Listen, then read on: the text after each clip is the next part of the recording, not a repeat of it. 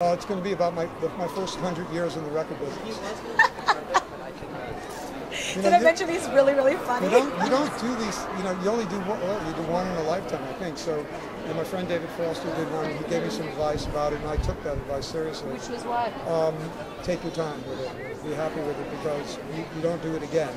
You don't do part two, You can, I suppose, but, and so I kind of pulled the plug. Our original release date was going to be November, and I said, you know what?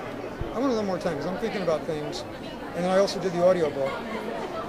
So when you do the audiobook, you actually speak your life story, and you think, I could say this a better way. You go back and rewrite.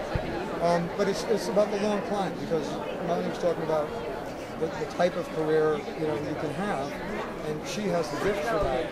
But there's so many different things that have to happen. There's a confluence of things that have to happen, and you have the work ethic as well. So I'm not worried about that. But it reminded me, it took me 18 years to have my first hit. I was signed when I was 16. I had my first hit when I was 34. And I'm not whining about it. I'm actually proud of it in retrospect, because I know how hard I had to work for it. So it was a long walk out into the desert with almost hits, and record companies went out of business. Not that I was the jinx, but I might have been. Records that sold 9 copies because my mother bought 3, my family chipped in. A lot of heartache, but that's what makes you who you are when you start to have success.